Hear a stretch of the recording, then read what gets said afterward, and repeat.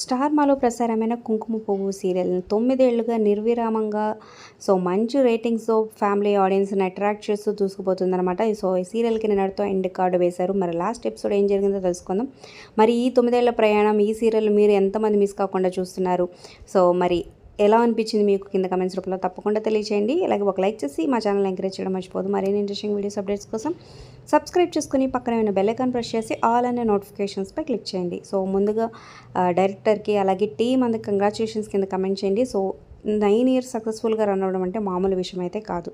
చాలా characters change చేశారు, చాలా యాక్టర్స్ దీంట్లో ఉన్నారనే చెప్పొచ్చు ఫస్ట్ నుంచి ఇప్పటి వరకు.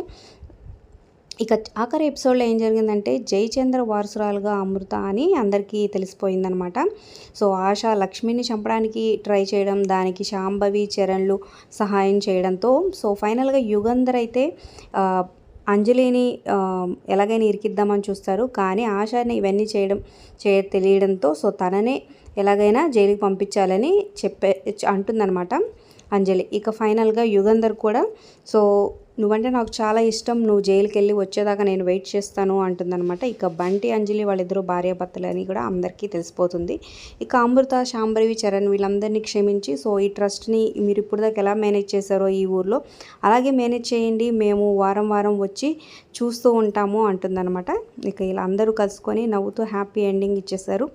ఈ లాస్ట్ ఎపిసోడ్ మీకు ఎలా అనిపించింది కింద కమెంట్ చేయండి. ఈ వీడియోని మీ ఫ్రెండ్స్ అండ్ ఫ్యామిలీకి షేర్ చేయండి. మరిన్ని అప్డేట్స్ కోసం సబ్స్క్రైబ్ చేసుకోండి.